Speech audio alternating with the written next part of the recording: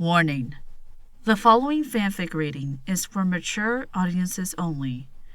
It contains mature subjects such as grief, death of loved ones, discrimination, alcoholism, and gore. Viewers' discretion is advised. The Legend of Spike, Discord's Mask. Written by DiabloGuapo. Chapter 17. 72 hours remaining. Dawn of the first day. 72 hours remaining.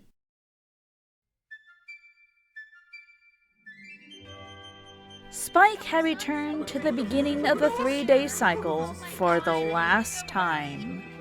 Spike looked down at the watch. It hadn't chimed like it did before the other times he had used it to travel through time. Looking at the magic meter on the side of the amulet, he noticed it was empty. He had used up the 2 weeks' worth of magic that was powering the enchantment that was placed on the watch. This is it, guys. We only have 3 more days to save Trotna. But where's the element of magic? We can't stop Nightmare Moon without it. Don't forget about my family. Or Scootaloo. Or Rarity, Sweetie Belle, Sakura, Cranky, or Mr. Cake.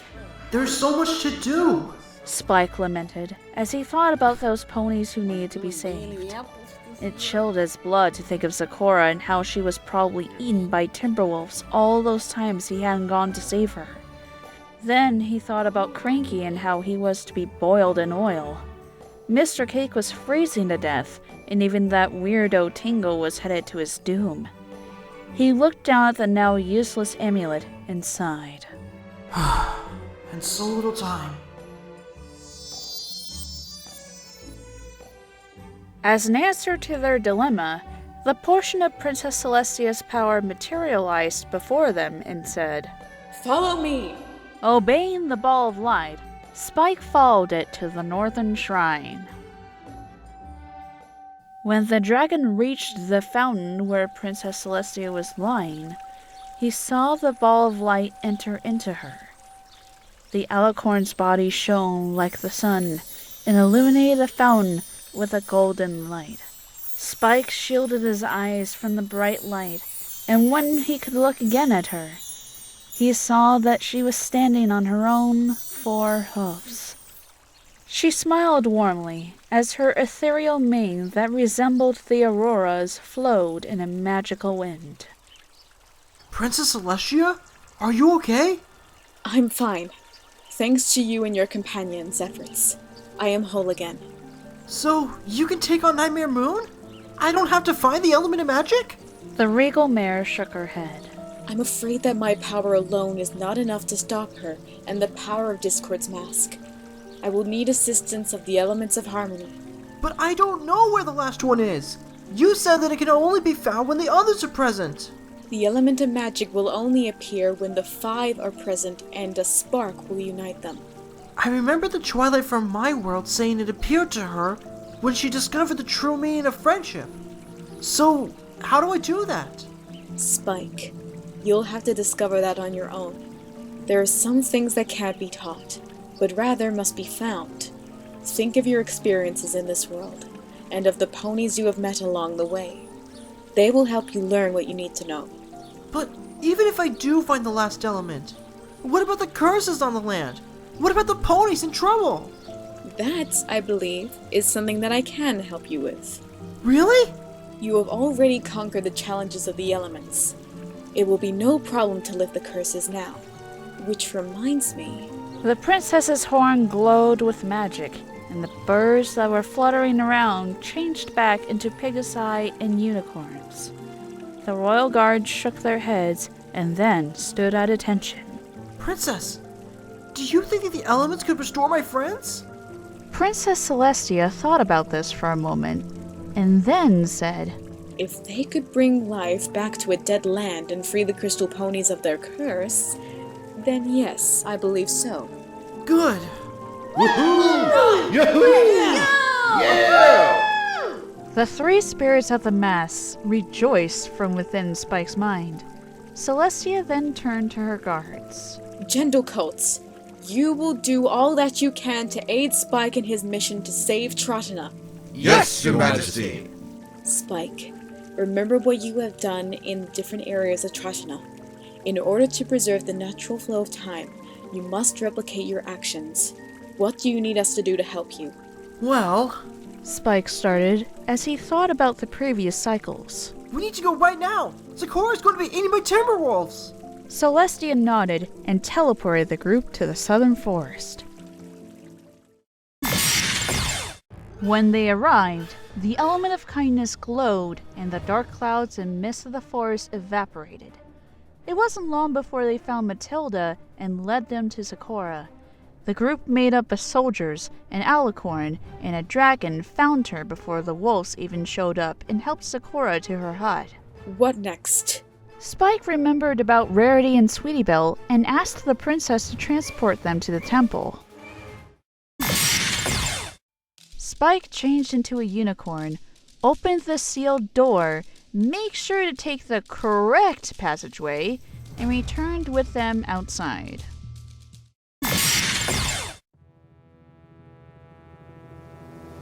Princess Celestia then teleported them to Prince Blueblood's castle and watched as Rarity beat the snot out of the detestable unicorn prince. Spike, the guards, and even Celestia couldn't help but to laugh at Blueblood's misfortune. The guards then dragged the deposed despot to the dungeon, and then the group prepared to depart. As they were about to depart to the next location, Spike spotted Twilight Sparkle. As before, she noticed the resemblance between his unicorn form and her own adopted son. Spike could feel his counterpart yearning to talk to his mother figure. Your Highness, wait! She looked from Spike to Twilight and understood what he needed to do. Just remember, we need to hurry. Spike nodded and headed to the lavender mare. The unicorn changed back into a dragon. Twilight gasped and ran to the little dragon. Hey, Twilight! Oh, Spike! I'm so glad you're safe! Ever since Blueblood banished you, I haven't been able to stop worrying about you! Twilight, there's... He was cut off when the mare hugged him and started to cry. I was so scared. I thought that I would never be able to tell. Spike, I love you. You're more than just my assistant. I know. Spike said as he patted her back. You are my son. When Twilight said this, both Spikes were hit by a wave of emotion. The Trodna Spike longed to be the one that was embracing this Twilight, and the Equestria Spike wished that he was hugging his. I love you too, Mom. Spike barely managed to say before he started to get choked up. He thought about what he saw in the test of loyalty. His Twilight was crying for him too. But there's something I need to tell you. What is it, Spike? She asked as she looked down at the dragon. I have to leave now. Twilight looked pained and stared at Spike as he elaborated. The princess needs me for a mission. I have to go. What? No! Twilight cried in despair and shook her head as more tears fell. You just got home. You can't leave me again. I need you. I'm sorry, but I have to go now. Why? Why can't you stay? Why? I have to help the princess save Trodna. We only have 3 days. Will you be back? I hope so.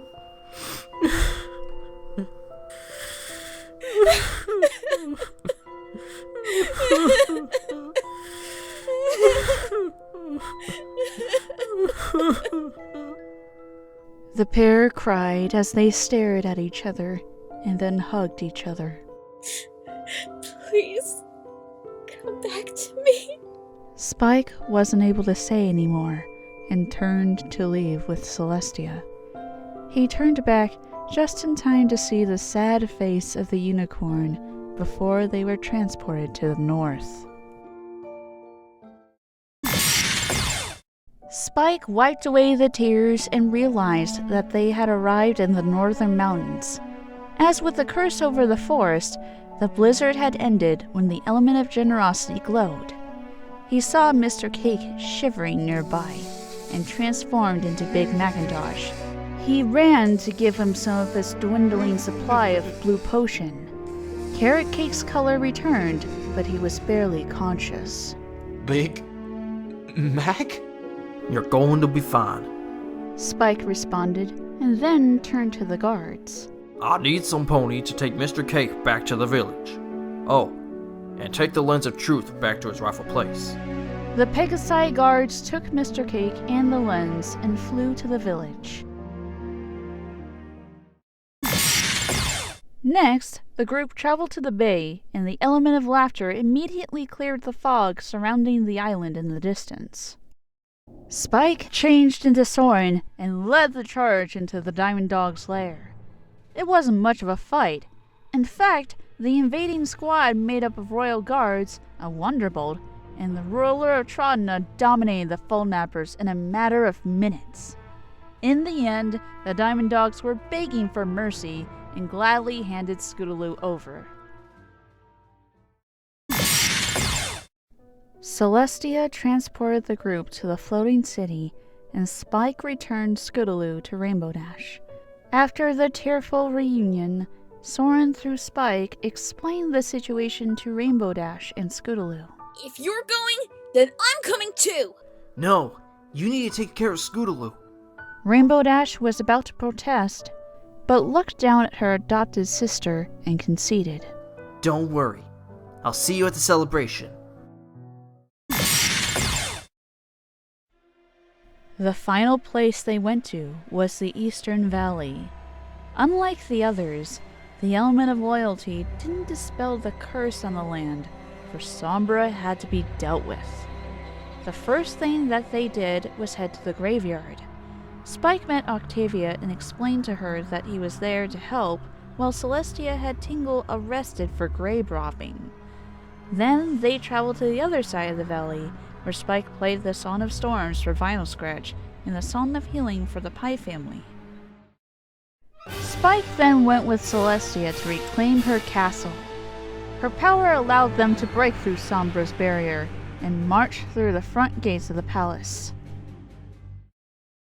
When they reached the throne room, Sombra came to oppose them. The Solar Princess restrained the Shadow King with her magic as Spike burned away the curtains, allowing the sunlight to vanquish the cursed unicorn. As Sombra vanished, the element of loyalty was finally able to break through the double curse of Nightmare Moon and Sombra, and life returned to the valley.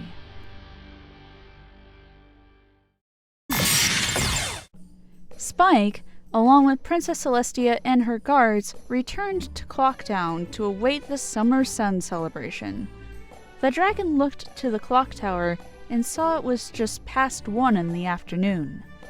The princess stationed herself on the platform above the central plaza to oversee the celebration's preparations, and Spike thought of what its next course of action should be. Wow! With the princess's help, we were able to do in 7 hours what had taken us 2 weeks to do before. It makes things easier when you have an alicorn on your side. Yep. At least we have time now to find the last element. But what should we do? How do we make that spark of friendship happen? To answer their question, the element of honesty started to glow and started to levitate. Spike looked at the piece of jewelry around his neck and noticed that it seemed to be trying to lead him somewhere. He followed the element's pull, and he saw a yellow Pegasus mare with a light pink mane trotting towards the mayor's office. As soon as Spike saw the mare, the element stopped glowing and rested against his chest. Fluttershy? Spike wondered when he saw the gentle Pegasus. He remembered from the first cycle that she was there to tell Madame Velvet that the Wonderbolts are going to cancel their performance. He also remembered that Twilight Velvet commissioned him to find shine armor for Princess Cadance. Remembering his promise, he ran up to Fluttershy. Excuse me, Fluttershy. Oh! The yellow mare jumped in surprise when she heard the voice behind her and turned around to look at the dragon. Oh, you startled me. I'm sorry. It's okay. What can I do for you? Hi, my name's Spike. I'm the private investigator Madame Velvet sent for. Nice to meet you, Spike. I'm actually on my way to Madame Velvet to tell her that the Wonderballs had to cancel their show. You see, I'm the manager and... Actually, that's what I need to talk to you about. They just sent me to tell you that they found Soren, and they'll be able to perform at the celebration. Really? Oh, thank goodness. I'm glad to hear that.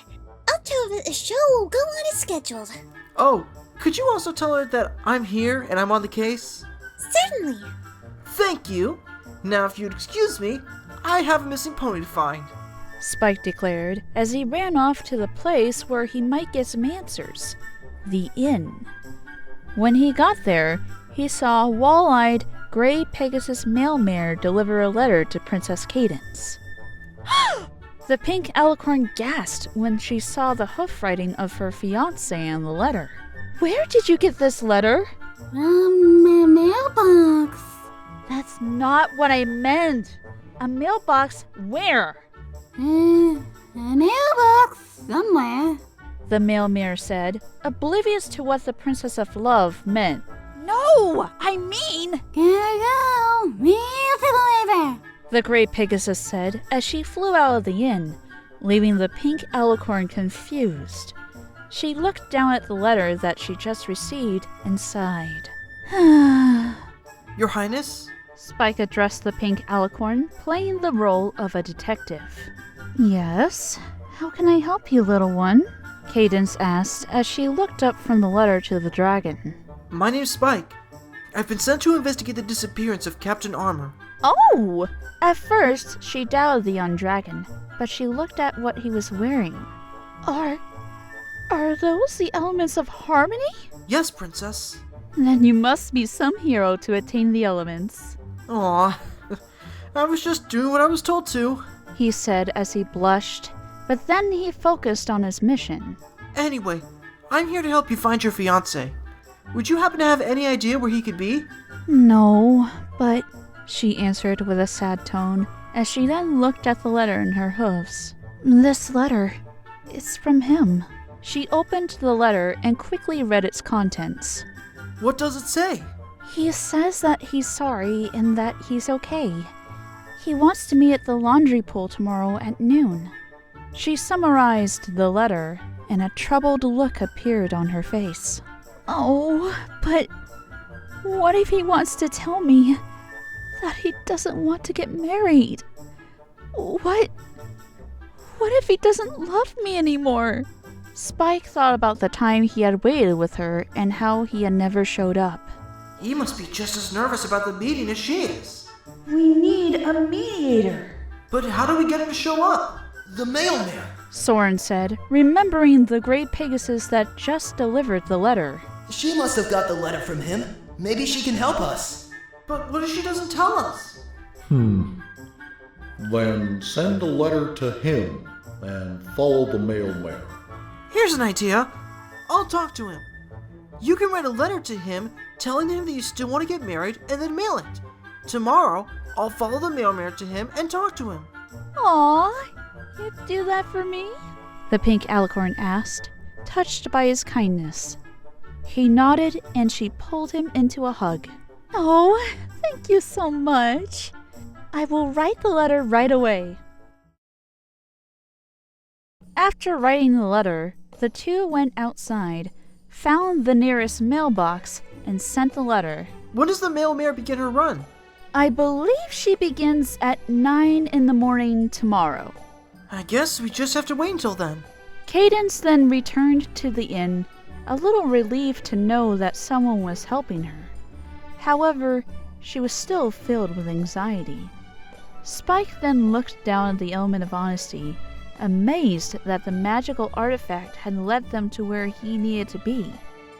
As he looked at the apple-shaped gem, he suddenly remembered that he had made a pinky promise to Applejack. It was time to fulfill his vow. Spike ran out of the southern gate and headed to Sweet Apple Acres. By Celestia's command, the guard moved aside for Spike. The dragon made his way down the road and passed by the Flim Flam Brothers stand. Well, looky at what we got here. Flim began to say a sales pitch, but Spike just ran past him. Oh, I see how it is. Run along past me while I'm in the middle of a sales pitch. Well, that is just rude.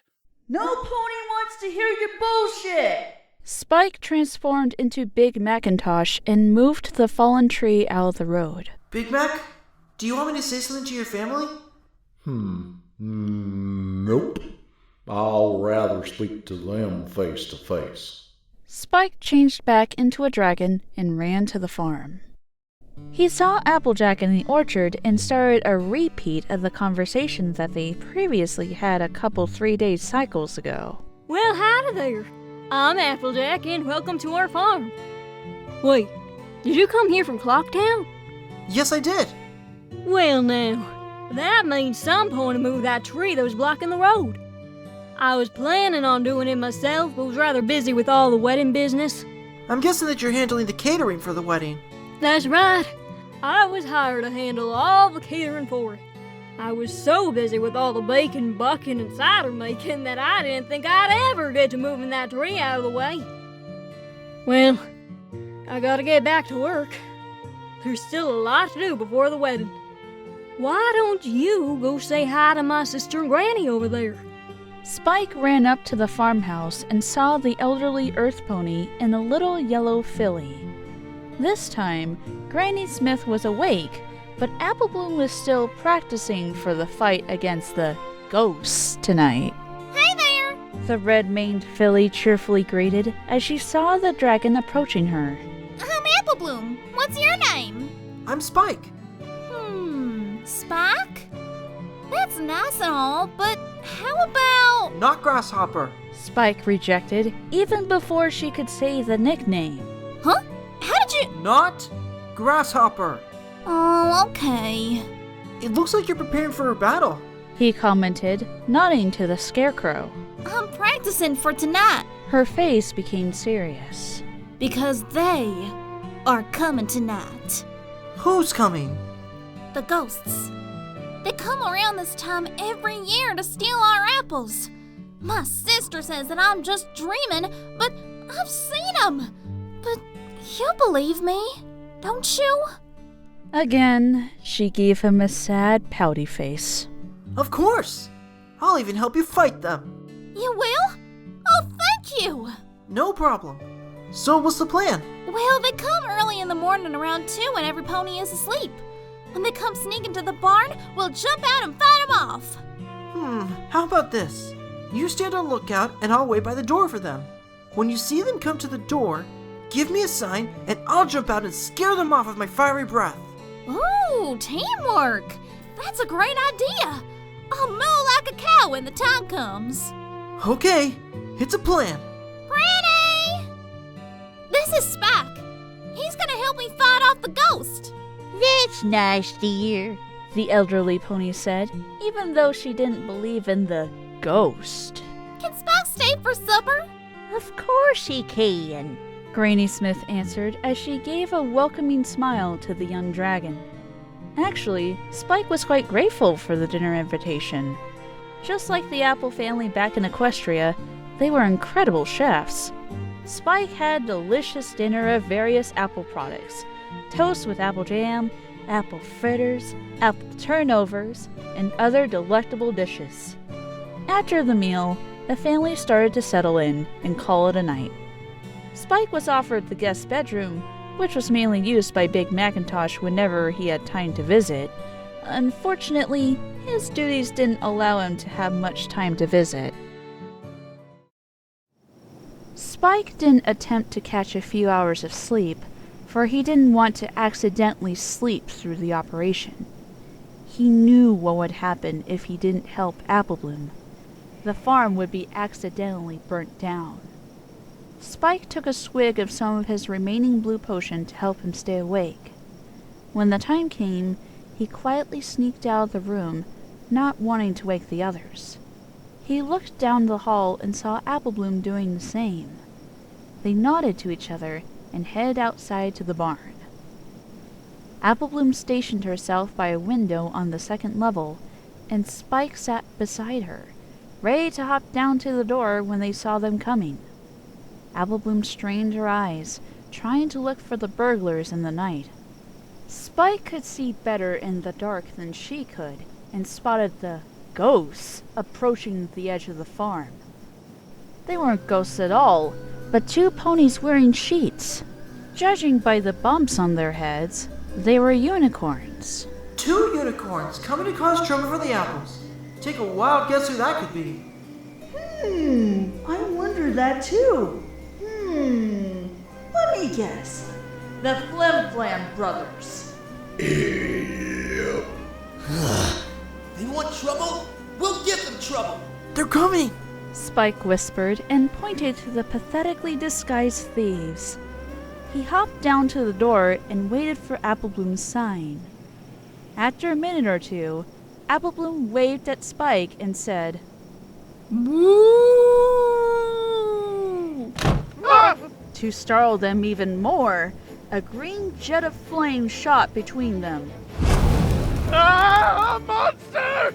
Let's get out of here! Flim's voice shouted from beneath one of the sheets. The pair ran and Spike chased after them for a few yards, breathing fire at them. In their panic, they dropped their sheets so that they can get away faster, revealing their identities to Spike.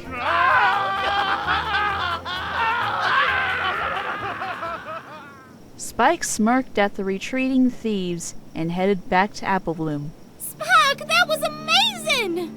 It was nothing. He modestly claimed and handed over the sheets. Here's some evidence to show your family. Thank you for helping me save the apples. She said as she took the sheets in her hooves. I should get to bed. Good night, little hero. She blushed and leaned forward to give Spike a quick peck on the cheek. Spike stood there stunned as she ran back to the house.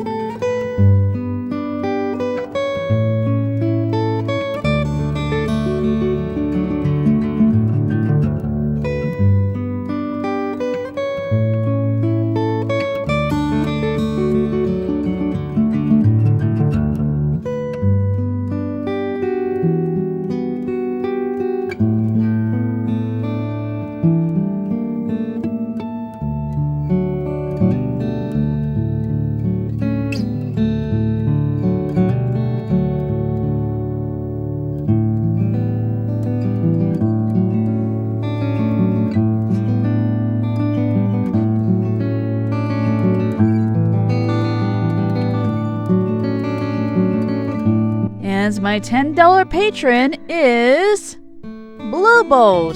Thank you so much for donating to my Patreon.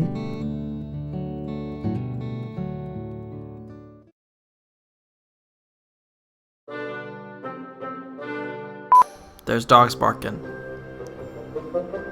There's a dog barking out there. I can see it. It's pretty cute, but anyway. Rebel, the door's wide open. You can leave. You push the door open like you always do. She's a silly baby. Cats are weird. Hold on.